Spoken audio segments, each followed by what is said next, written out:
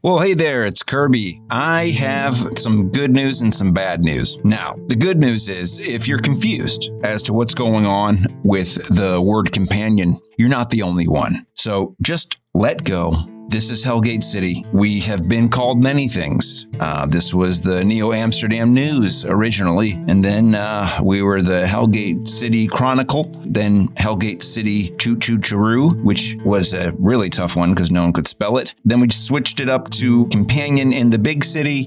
What was the? Yeah, and then Hellgate City Companion, which is the one that I think most people first heard in most dimensions, and then we dropped the companion because things continue to be contentious between myself and WNAD to some degree. And I wanted to talk about that. I've gotten a document from the HR department, a report. I gotta say, I don't think this was initiated internally. That's right, I believe Cyber Lucidity is up to their shenanigans again and possibly gearing up for a legal battle. It seems like they're collecting ammunition to blast me, threaten me, put me on edge. And meanwhile, I'm trying to get you the next episode of Hellgate City Season 2, codename, dang, there's that word again. Just forget about that word. Here's what they accuse me of, and apparently they did a retroactive lookup of my sleep debt leading up to the end of Season 1, and they're getting pretty darn defensive, sort of a passive-aggressive approach. This is what they told me. I have been officially put on notice for deficient performance in the following corpo-designated categories: creativity, intelligence, motivation, effort, efficiency, effectiveness when working in groups, emotional stability, sociability, and honesty? All of these have been systematically dismantled by my insufficient sleep inputs, affecting net revenue, goal accomplishment speed, and commercial success as the key performance indicators, which are most severely impacted. And although this has been asserted in a report by WNAD's HR department, it's clearly mirrored in a veiled threat from the parent company of Cyber Lucidity, which I received as a Celex message warning me to cease, desist, and disavow any public comments that could be potentially disparaging to the Cyber Lucidity Dreamstreamer brand of products and medical devices. Now, I ask you, who would send a text message like that from a Celex address that's identified as spam likely? I can't imagine. Anyway, that's my life right now. Episode 17 will drop like a lion's voice box when it goes through puberty very soon. Gotta give it a day, maybe less, maybe a little bit more, but within that amount of time. And I think that's all I got for you. So, till then. Hi, it's Kevin, and I'm grateful that you're listening. This has been an unusually tumultuous past month in my heart, also on Earth. And trigger warning here that I'm just going to say a couple of things about the ethno-religious group known as Jews, of which I am a member. Yeah, you know that by the fact that I plastered descriptions of myself all over the internet. The #1 German Jewish narcoleptic comedian on Earth, uncontested. Come at me. Last part of the trigger warning. This is just my opinion. It's not part of the show proper. I am going to mention the Holocaust and some things related to that, but I ask you to please hang in here with me if you can, and know that this has a bit more of a personal dimension. That said, though I won't belabor the more gruesome aspects of history, I'll be blunt. So I understand that you might want to tune out here, and that's okay.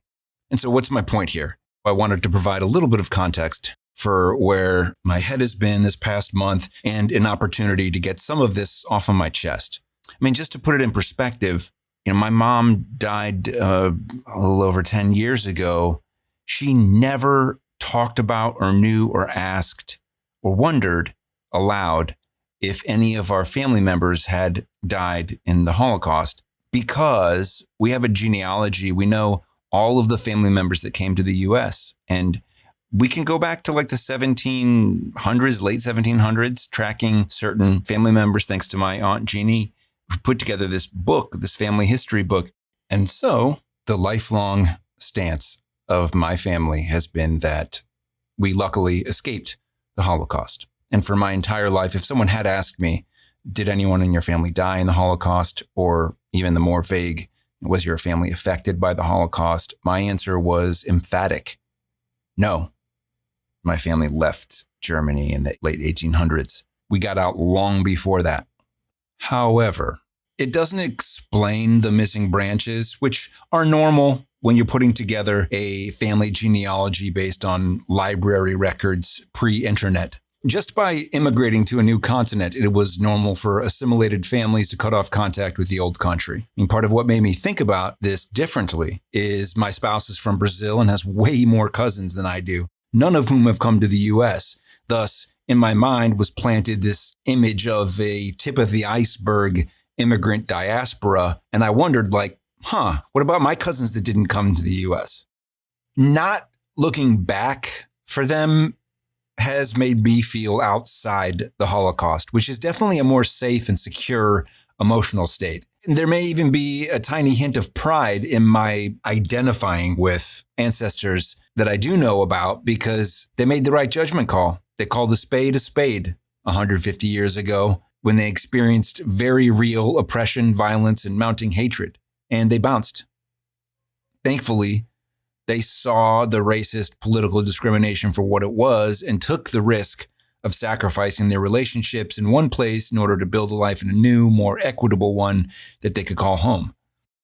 And I think the unspoken answer to this question, because it has to have arisen for the generations that came before me, is that those who were left behind were older anyway. They didn't have kids and they died. It was the late 1800s. They got out of this world while the getting was good. Fast forward 30 years.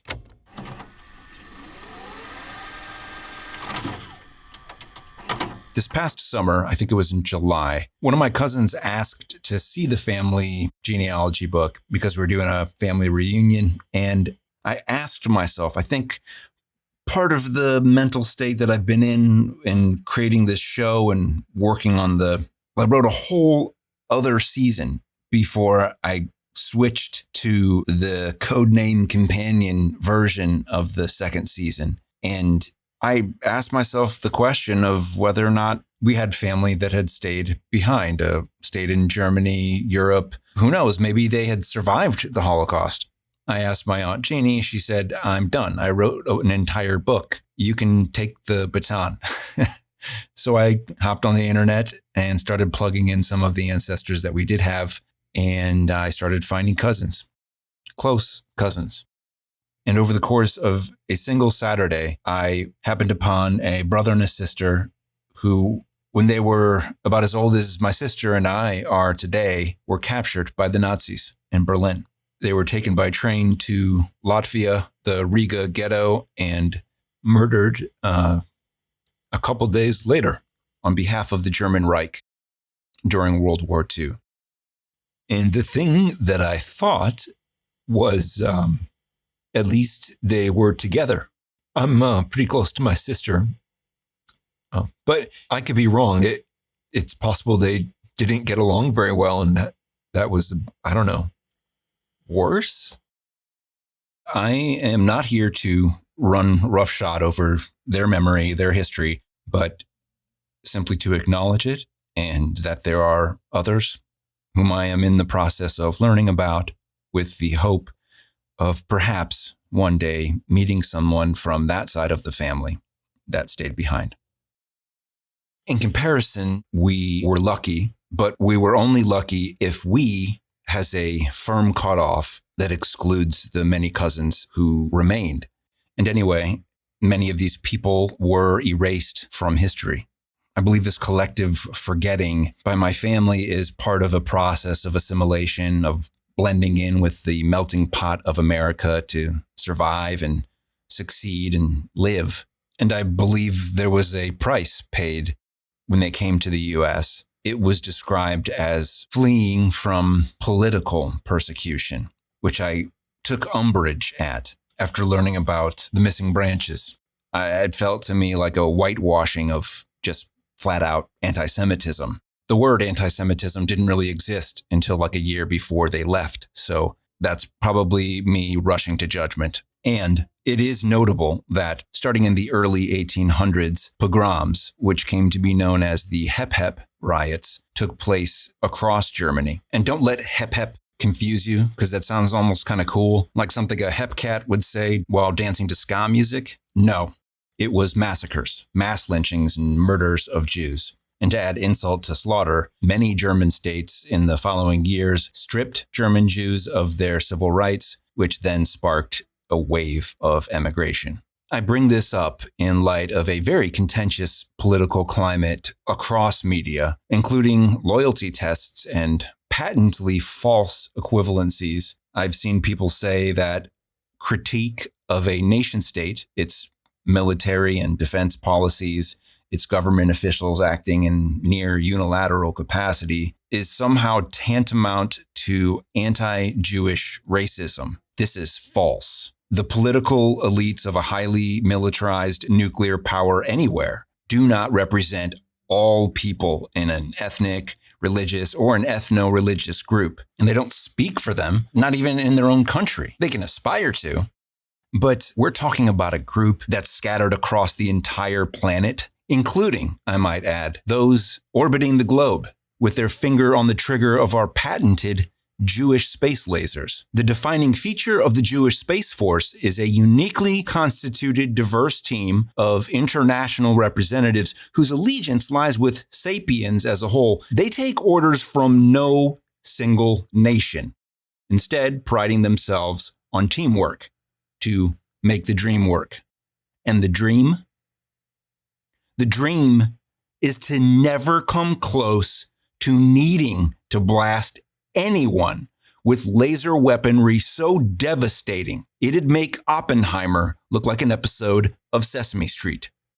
And so, seeing the length to which my ancestors went to escape political persecution, the audacity to tell someone they can't critique a government or they'll be racist, is anti-Jewish. It disrespects the actual lived experience of our ancestors and their desire for freedom, which includes freedom of speech. And I say this not as part of my application to compete in the 2024 Oppression Olympics, but because this speaks to one of the most pernicious effects of actual anti-Semitism and real trauma. Perhaps the greatest obstacle we faced in the past and that stands before us today is the unwillingness to accept atrocities in our moral universe, in our minds, our memories, and our hearts. The point is, as is true in most episodes of Matlock, the cover-up goes hand in hand with the crime. And I am convinced now, after a month of research in what may become a lifelong project of research, that we sapiens may be committing the same basic crimes with some creative twists, but the heart of our most cutting-edge innovation right now lay in the undetectable, slippery as lube methods of cover-up, denial, deflection, and disruption of the uncomfortable truths and appalling crimes and their shattering effects, which ripple through generations. You could make the observation that, say, a failing by the U.S. and the Allied powers during World War II is the fact that they waited too long to get involved. The conventional thinking for the past 70-odd years has been that we didn't know about the concentration camps until they happened upon them in like 1944. The Nazis were unusually adamant about concealing the methods, brutality, and reality of their true objective of wiping out their political enemies, first and foremost the communists and socialists, and then, of course, a whole slew of minorities, including gay, queer, disabled people, the Roma, and many, many Jews. And since I just saw this on the Holocaust Museum website that the Nazis were described as the National Socialists, they were conservative, hard-right, ultra-nationalists not far from what people call the extreme wing of the Republican Party in the US today, down to the Make Germany Great Again slogan, which meant, of course, Aryans only. To call them socialists would be like saying John Wayne Gacy was well known for being a party clown. It's a lie and a disgusting smear against clowns everywhere. However, it just came out in, I think, 2017. The US knew, at least as early as 1942, that 2 million had been slaughtered and 5 million more were at risk. And they did nothing to save the Jews. So the Nazi cover-up was a crucial component, and the assist by the United States and other allied powers has covered up their negligence till 6 years ago. I mean, that's a good 80 years. As my own experience and my family's process of assimilation demonstrates, even the relatives of the victims themselves will collectively erase the memory of their family rather than confront the sorrow and trauma of knowing the truth. And look, I get it. It's depressing to invest your emotions in people who are confined to a ghetto, ringed with barbed wire, where if they tried to get out, they were shot to death. They died of thirst, hunger, disease, wasting away, robbed of their property and land, deprived of their rights, living in filth, and slowly murdered until they were quickly murdered. While the world ignored them, democracies and champions of freedom knew what was happening, but decided they weren't worth it. Heck, I could think of people today in that situation. And part of the way that the Nazis got people to buy into all of this was, of course, elaborate propaganda campaigns, branding their enemies as communist terrorists, as subhumans, and not allowing people to feel any empathy for those hurt by the violence that was their signature, and constantly ramping up fear and the threats from outside that everyone is trying to destroy us and take away our rightful ethnic homeland. Not allowing oneself to acknowledge the pain of those suffering under tyranny may seem like a solution. It may get one through the day, but it disconnects us from that which makes us human. Inadvertently, we dehumanize ourselves by doing this. So in a sick, insidious reversal, those of us who have lost people in these sorts of atrocities, like my third cousins thrice removed, who were just a little older than my grandpa, by avoiding the pain of acknowledging that they even existed, because, hey, we never met them, we carry on the work of a long-gone enemy that was dehumanizing us to death, and we help them accomplish their goal by erasing any memory of our blood relatives, the injustice they endured, and the pain they suffered at the hands of militaristic, ultranationalist fascists. It is the ultimate self-sabotage. I just have been on this journey of learning about it, learning about family members who did die at the hands of the Nazis. And it's an intensely emotional learning process. And so then this horrific series of events has launched a public conversation like none before in my lifetime about anti-Semitism and Jews and what the Jewish people have been through. And I'm at the process of learning a lot about myself, my past, my ancestors, even getting to the point where I have this dream now of going on a trip in my mind. Like I'm going to go to Latvia. I know the forest where my cousins were shot. One day I want to go there. I want to know what happened, where it happened. Then this stuff starts up. Oh my gosh, Jews are under attack. Anti-Semitism is on the rise. Also, hey, you Jew don't have a right to speak unless you stand with this particular nation. And without even going into any of that stuff, I got really wound up. And then I realized, like, there's actually a lot of precedent for this kind of behavior. I mean, Jews speaking up out of turn have gotten called out a lot. I mean, look at Jesus. I mean, he was a Jew and he said maybe we should be nicer to people. And they were like, this dangerous revolutionary is a traitor. That didn't work out too well for him. So, maybe this is, I'm not saying I'm Jesus-like. I'm just saying that, like, maybe this isn't that. Actually, you know what? He had to die for a lot of people. I'm not looking for that kind of responsibility. I just realized that that's the largest religion on earth. And I understand I'm talking about the Messiah for people. Let's just forget I said any of that stuff. Let's just move on. So this is my way of saying the episode's a little bit late, but it's coming. And I appreciate your support on Patreon and in life. And the only other pertinent thing that you should know about me is I won second best attendance in high school. I basically won best attendance, but was tardy for one lunch period. And that is, to be fair, not my legacy or anything. Like, no one wants that to be the thing that they're remembered for. But I do have a pretty good track record of showing up. So just hang in there. I am doing the work. Was I planning to do a 15-minute segment here instead of credits? No. Though, sometimes life catches you off guard. Till next time.